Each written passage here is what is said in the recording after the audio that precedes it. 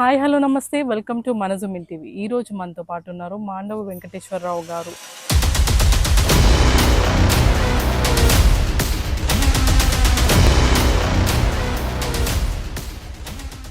Sir, మీరు మంత్రిగా ఉన్నప్పుడు మీరు తీసుకున్న కీలక నిర్ణయాలు ఏమన్నా ఉన్నాయి? గ్రామాలకి రోడ్లు లేవు, పంచాయతీకి భవనాలు లేవు, స్కూల్ బిల్డింగ్స్ లేవు, కరెంట్ లేవు, వాటర్ స్కీమ్స్ లేవు.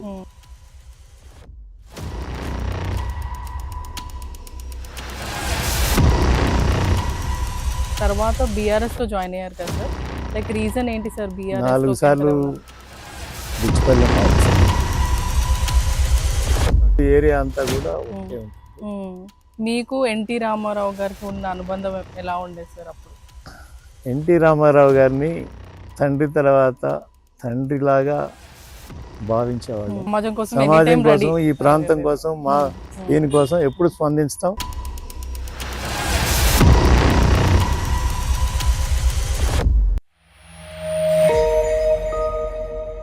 హాయ్ హలో నమస్తే వెల్కమ్ టు మన జూమ్ టీవీ. ఈ రోజు మనతో పాటు ఉన్నారు మాండవ వెంకటేశ్వరరావు గారు, విశిష్ట రాజకీయ నాయకులు. ఆయనతో ఈరోజు మాట్లాడదాము. నమస్తే sir, thank you so much first of all మన జూమ్ ఛానల్కి మీరు ఇంటర్వ్యూకి యాక్సెప్ట్ చేసినందుకు. లైక్ రాజకీయ ప్రారంభం 85 నుంచి స్టార్ట్ చేశారు కదా సార్, అప్పుడు ఎలా ఉంది, ఇప్పుడు ఎలా ఉంది సార్? వ్యవస్థలో మార్పులు, పెను మార్పులు సహజం. వ్యవస్థలో వచ్చిన మార్పులకు అనుగుణంగానే రాజకీయ వ్యవస్థలో కూడా మార్పులు చాలా వచ్చినాయి. ఆ రోజున ప్రజాస్వామ్యమనో, లేకపోతే ఒక సిద్ధాంతపరంగానో, లేకపోతే ఒక పార్టీ కమిట్మెంట్లు ప్రజల్లో కూడా నేను నా గ్రామం అనేది చాలా ఉండేది. ముందు ప్రధానంగా గ్రామము, మనము, సమాజం అనేటువంటి స్లో కొద్దిగా ఎక్కువ ఉండేది. రాను రాను వచ్చిన మార్పుల్లో నేను, నాకు అనేటువంటి కొద్దిగా ఎక్కువ వచ్చినాయి. దానికి అనేక కారణాలు ఉన్నాయి. సామాజికంగా వచ్చిన మార్పులే కాకుండా రాజకీయ వ్యవస్థ కూడా ఆ మార్పుల్ని చాలా వేగంగా మారడానికి ఆశ కలిగించింది. ప్రభుత్వం హామీలు ఇవ్వడం, వాళ్ళు కోరుకోవడం, ప్రభుత్వాలే హామీలు ఇచ్చిన తర్వాత ప్రజలు కోరుకోవడంలో తప్పు ఎక్కడా లేదు. అలాగే సమాజంలో ఎలక్ట్రానిక్ యుగం వచ్చింది, డిజిటల్ యుగం వచ్చింది, కంప్యూటర్ యుగం వచ్చింది, ఇంకా రాబోయే రోజుల్లో ఏఐ రాబోతుంది. కనుక ఈ మార్పులు సహజం. ఏ విధంగా మారుతాయి అనేది ఇంకా ఎంత డ్రాస్టిక్గా, స్పీడ్గా మారుతాయో చూద్దాం. మీకు ఎన్టీ రామారావు గారికి ఉన్న అనుబంధం ఎలా ఉండేది సార్ అప్పుడు? ఎన్టీ రామారావు గారిని తండ్రి తర్వాత తండ్రిలాగా భావించేవాళ్ళు. సాన్నిహిత్యం కూడా మా తండ్రి దగ్గర ఎంత సాగించుకున్నామో, ఎలా ఉన్నామో, ఎన్టీ రామారావు గారిది కూడా రాజకీయంగా ఒక ఆయన చెప్పే సిద్ధాంతాలని నమ్మినటువంటి వ్యక్తిగా, ఆయన ఆశయాల కోసం కానీ, ఆయన చెప్పే విధానాల్లో కానీ ఆయనతో మమేకమయ్యాం. కొన్ని సందర్భాల్లో ఆయన్ని కొద్దిగా విభేదించిన సందర్భాలు. అది ఆయన మీద ఉన్నటువంటి గౌరవం, ఆయన మాకు ఇచ్చినటువంటి స్వేచ్ఛ, ఆయన మాకు ఇచ్చినటువంటి నేర్పినటువంటి ఆత్మాభిమానం అనేవి అవి ఆయన దగ్గర నుంచి వచ్చినాయే మేము పుణిపుచ్చుకోవటం జరిగింది. అదే డిచ్పల్లి నుంచి మీరు 4 సార్లు ఎమ్మెల్యేగా ఎన్నికయ్యారు. తర్వాత బీఆర్ఎస్ లో జాయిన్ అయ్యారు కదా సార్, లైక్ రీజన్ ఏంటి సార్? బీఆర్ఎస్ 4 సార్లు డిచ్పల్లెమో, ఒకసారి నిజామాబాద్ రూరల్, బట్ దాదాపు మోస్ట్ ఆఫ్ ది ఏరియా అంతా కూడా ఒకటే ఉంటుంది. లైక్ కె చంద్రశేఖర్ రావు గారి దగ్గరికి వెళ్ళడానికి ఎలక్ట్రల్ పాలిటిక్స్ లో ఈ పెను మార్పుల్లో ఆర్డర్ ఆఫ్ ది డేలో ఎలక్షన్ ఓరియంటెడ్ దాంట్లో దూరంగా ఉండటం బెటర్ అనేది ఒక నిర్ణయం తీసుకున్నాం. దూరంగా ఉండటం అంటే రాజకీయాలకు దూరంగా ఉండటం అనేది ఒక్కసారి రాజకీయంలోకి వచ్చిన తర్వాత అది సాధ్యం కాదు. కనుక మేము రాజకీయాలకు దూరం అయ్యామని చెప్పను, కానీ ఎలక్షన్ ఓరియంటెడ్ పాలిటిక్స్ కొద్దిగా దూరంగా ఉన్నమాట వాస్తవం. అలాంటి సందర్భాల్లో 5 ఏళ్లలో గత సహచరుడుగా గత 3-4 సంవత్సరాలు ఎప్పుడు కలిసినా చాలా సందర్భాల్లో పార్టీలకు రావాలని ఆహ్వానించిన సందర్భంలో కూడా ఒకసారి నిర్ణయం తీసుకున్నాం కదా ఎందుకు అని ఉమ్, బీఆర్ఎస్ అంటే అప్పట్లో టీఆర్ఎస్ లో కూడా వెళ్ళలేదు. చంద్రశేఖరరావు గారు ఉమ్, దాదాపు 85 నుంచి ఒక ఉమ్. సహచరుడుగా మాతో ఉంటాం. ఉమ్, సో ప్రభుత్వాలు ఓడిపోయినా పార్టీల పరంగా మేము ఎమ్మెల్యేలుగా గెలిచిన సందర్భంలో ఉమ్, ఒకటిగా ఉంటాం. ఉమ్, మా జిల్లాకి ఆయన ఇన్ఛార్జి, నేను వాళ్ళ జిల్లాలకు ఇన్ఛార్జి. అలా ఉన్న సందర్భంలో పార్లమెంట్ ఎలక్షన్లో ఆయనే స్వయంగా ఓకే. ఇంటికి వచ్చి కావాలని రమ్మని, సో వాళ్ళ కుమార్తె సో ఆ పీరియడ్ మా ఎలా మా ఉండే మా సార్? అందరికి కూడా ఉమ్, మా కళ్ళ ముందు తిరిగినటువంటి ఉమ్, కవిత నిలబడింది, రెండోసారి నిలబడింది. కాబట్టి ఉమ్, ఆ సందర్భంలో రమ్మని అడగటం జరిగింది. ఉమ్, సరే ఆ సందర్భంలో రాజకీయం అనే దానికి ప్రాముఖ్యత లేకుండా ఆ రోజు ఆమెకు అదే.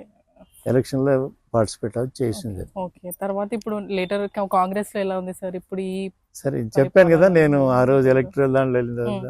ఉమ్, సరే ఈ రాజకీయంలో ఎవరు చూసినా కోణంలో ఎలక్షన్ నిలబడటమే ప్రధానంగా చూసే రోజులు ఇవి. ఉమ్, సరే ఆ సందర్భం నేను ఆశించలేదు. మా ఇద్దరికి ఎప్పుడు చర్చ కూడా రాలేదు. ఉమ్, కేసీఆర్ గారు నేనేం అడిగింది లేదు, ఆయన ఇస్తానంది లేదు. కాబట్టి నాకు ఆ దృష్టిలో కూడా లేవు. 5 సంవత్సరాల తర్వాత ఒక మార్పు కావాల్సిన పరిస్థితి తెలంగాణలో ఏర్పడింది అనేది నాకు కూడా ఎక్కడో ఉమ్, మనసులో బాగా గట్టిగా ఉంది. ఉమ్, అదే సందర్భంలో కాంగ్రెస్ పార్టీ నుంచి అప్పుడు అధ్యక్షుడు రేవంత్ గారు కానీ, లేకపోతే ఢిల్లీ నుంచి వచ్చిన పెద్దలు కానీ, మా మిత్రులు కానీ, తుమ్మల నాగేశ్వర గారు, సుదర్శన్ రెడ్డి గారు, ఇలా మిగతా చాలా మంది మిత్రులు రావాలని గట్టిగా కోరిన సందర్భంలో కూడా నిలబడాలని గట్టిగా కోరారు. ఎలక్షన్ దాంట్లో నేను నిలబడలేదని చెప్పినప్పుడు కూడా కొద్దిగా ఫోర్స్ చేసినా కూడా ఎలక్షన్లో నేను నిలబడను అని చెప్పడం జరిగింది. ఆ సందర్భంలో కూడా కనీసం చేసి పెట్టమని పార్టీ పరంగా ఉపయోగపడమని కోరడం జరిగింది. ఆ దృష్టిలో కాంగ్రెస్ పార్టీకి ఆ ఎలక్షన్లో నా సహకారం నేను అందించడం జరిగింది, పనిచేయడం జరిగింది. ఇప్పుడు ఫ్యూచర్ లో మీ ప్లాన్స్ ఏంటి సార్ ఈ కాంగ్రెస్ లో ఉండి ఇంకా డెవలప్మెంట్ కోసం కానీ? నేను చెప్పాను కదమ్మా, ఎక్కడైనా నిలబడాలి ఎలక్షన్లో అనేటువంటి దాంట్లో లేదు. అది 2004 రొటీన్లో తీసుకున్న నిర్ణయం. తర్వాత తెలుగుదేశం పార్టీ తెలంగాణలో లేకపోవడం అంటే కాంటెస్ట్లో లేకపోవడం, పార్లమెంట్లో లేదు, అసెంబ్లీలో లేదు.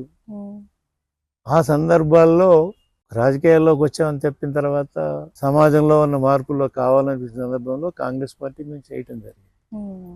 అదే సందర్భంలో ఇప్పుడు ఏదో నేను మళ్ళీ ఏదో నిలబడతానో లేకపోతే ఏదో పదవులు కావాలనేటువంటి ఆత్ర కానీ ఆలోచన కానీ లేదు. ఎప్పుడైనా రాజకీయంలోకి వచ్చిన వాళ్ళం ఈ సమాజంలో కొంత చేయాలని అనుకుంటాం. ఫస్ట్ నుంచి ఆ ప్రజాసేవలో మీరు ఉన్నాం కాబట్టి తర్వాత దాదాపు 40-45 ఏళ్ల రాజకీయమైనటువంటి అనుభవాన్ని కానీ అవకాశాన్ని కానీ ఈ రాష్ట్రం ప్రత్యేకంగా మా ప్రాంతం నా డిస్పల్లో కూడా నాకు ఇచ్చినటువంటి గౌరవం కానీ బాధ్యతను కానీ దృష్టిలో పెట్టుకుని ఇన్ టర్మ్స్ నేను ఏం చేయగలుగుతాను అని చేద్దాం. సరే ఉద్యమాలు ఆ రోజుల్లో ఉండేవి, రైతాంగ ఉద్యమాలు కానీ చాలా సమస్యలు ఉండేవి. కానీ ఈ రోజున తెలంగాణ ఉద్యమం వచ్చిన తర్వాత ప్రజల్లో వచ్చినటువంటి ఆవేశాలు అవన్నీ చేసిన తర్వాత మళ్ళా ఉద్యమానికి ప్రజలకి కొంత సమయం వచ్చే పరిస్థితి ఉంది. స్పందించడానికి ఆ స్థాయిలో స్పందించే పరిస్థితులు కొంత లేవు. కనుక ఉద్యమాలు లేకపోతే ఏదో చేయాల్సినటువంటి పరిస్థితి కన్నా అవకాశాలు లేని సందర్భంలో ప్రభుత్వ పరంగా ఏదైనా సలహాలు ఇచ్చి అడిగినా ఏదైనా చెప్పినా చేయడానికి ప్రయత్నం చేస్తాను. నా సామాజిక బాధ్యత చూస్తాను. నిజంగా కూడా జిల్లాకు కానీ రాష్ట్రానికి కానీ ఒక పెను మార్పుల్లో రావాల్సిన సందర్భంలో స్పందించడానికి ఎప్పుడూ సిద్ధంగా ఉంటాం. ఆ కోణంలోనే మొన్న ఎలక్షన్లో పనిచేయటం జరిగింది. ఇంకా కూడా ఎప్పుడు ఏ సందర్భం వచ్చినా ఈ సమాజం కోసం ఈ ప్రాంతం కోసం దీనికోసం ఎప్పుడు స్పందిస్తాం. అది అధికారంలో ఉన్నామా లేమా అనేది ఎప్పుడు చూడలేదు. గతంలో మేము ఎమ్మెల్యేగా ఉన్నా కూడా నిజామాబాద్ సమస్యలు వస్తే ప్రతిపక్షాలు ముందుకు వస్తే వాళ్ళందరం కూడా కలుపుకుని వెళ్ళాం. ఆ రోజున కాంగ్రెస్ కలుపుకున్నాం, ఎమ్మెల్యే గ్రూపులు కలుపుకున్నాం, బీజేపీని కలుపుకున్నాం. అధికారంలో ఉండి ఎమ్మెల్యేగా ఉండి మంత్రులుగా ఉన్న సందర్భంలో కూడా రైల్వే ఇష్యూ వచ్చినా, సింగూర్ ఇష్యూ వచ్చినా, మరే ఇష్యూ వచ్చినా ముందుండేవాళ్ళం. రేపొద్దున కూడా అటువంటి ఏ ఇష్యూ వచ్చినా అవసరం వచ్చినా తప్పకుండా దాంట్లో భాగస్వామ్యం అవుతాం. సార్ మీరు మంత్రిగా ఉన్నప్పుడు మీరు తీసుకున్న ఆ కీలక నిర్ణయాలు ఏమన్నా ఉన్నాయి సార్? అమ్మ నా ప్రాంతం మొదటి నేను వచ్చే రోజుకే చాలా డిచ్పల్లి ప్రాంతంలో కూడా ఇన్ఫ్రాస్ట్రక్చర్ లేదు, ఓకే, గ్రామాలకి రోడ్లు లేవు, పంచాయతీకి భవనాలు లేవు, స్కూల్ బిల్డింగ్స్ లేవు, కరెంట్ లేవు, వాటర్ స్కీమ్స్ లేవు. చాలా చాలా గ్రామాల్లో కరెంటు పొలాలకి లేదు, తర్వాత గ్రామాలకి స్ట్రీట్ లైట్స్ లేదు. అటువంటి లేమి సందర్భంలో మేము 85లో ఎమ్మెల్యే అయ్యాం. దిగిపోయే రోజున ప్రతి గ్రామానికి ఖచ్చితంగా రోడ్డు 90%, 99% బీటీ రోడ్లు, పంచాయతీ భవనాలు, స్కూల్ బిల్డింగ్స్, హై స్కూల్ అప్గ్రేడేషన్లు, వాటర్ స్కీమ్స్, అలా స్ట్రీట్ లైట్స్ 100%, వాటర్ ట్యాంక్స్ దాదాపు 100% చేసినటువంటి పరిస్థితి ఉంది.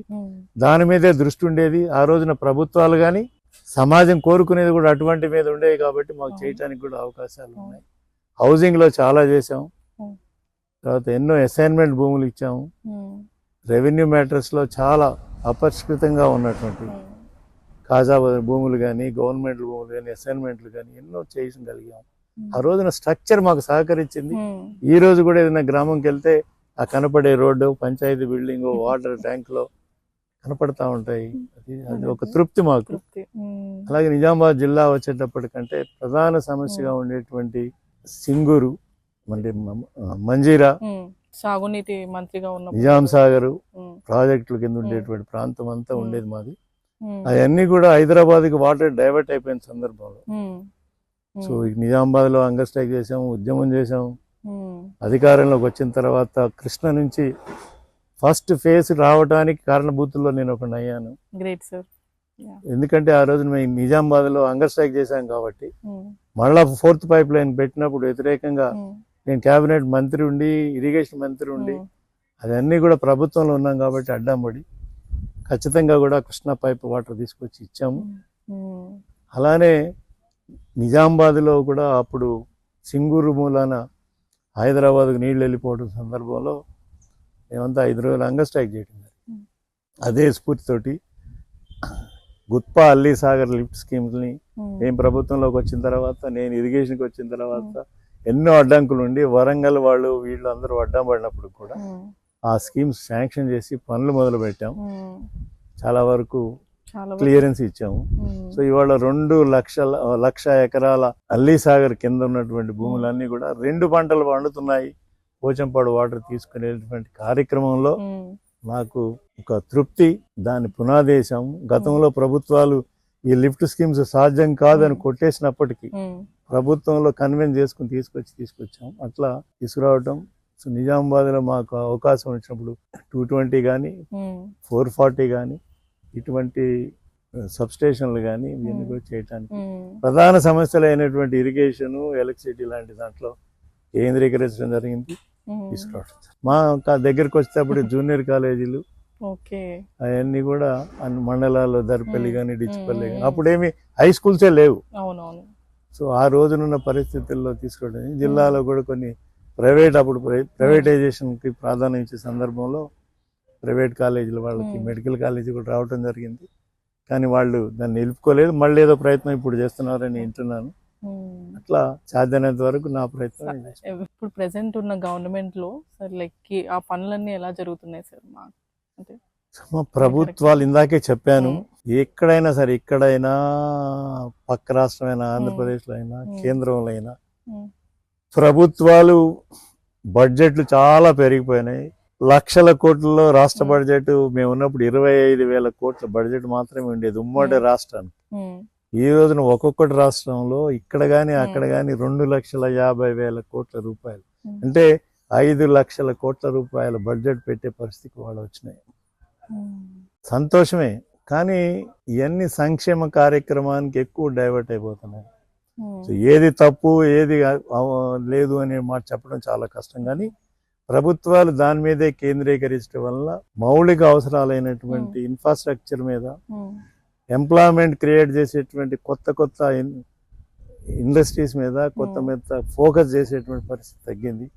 ఐటీ లాంటివి వచ్చినా అవి only self oriented, private participation ఉన్నటువంటి ఎక్కువ వచ్చినాయి కాబట్టి ఉన్నాయి. అప్పట్లో కూడా సో రాష్ట్రంలో ఇంజనీరింగ్ కాలేజీలు రావడంలోను, మెడికల్ కాలేజీలు రావడంలోను, నేను ఈ ఎడ్యుకేషన్లో ఉన్న సందర్భంలో బీఈడి కాలేజీలు రావడంలో మా వంతు మేము కృషి చేశాం.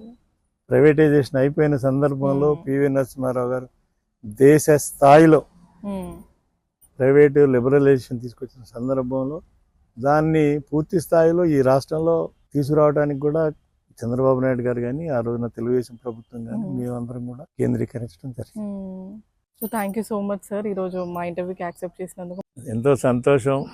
అప్కమింగ్ యూట్యూబ్ ఛానల్స్ గా ముందుకు వచ్చినందుకు యూత్ గా యంగ్ గా సంతోషిస్తూనే మనజూమ్ టీవీ దీనికి మనసారా అభినందన తెలియజేసుకుంటూ ఇంకా దినదినాభివృద్ధి చెందాలని కోరుకుంటున్నాను. Thank you so much.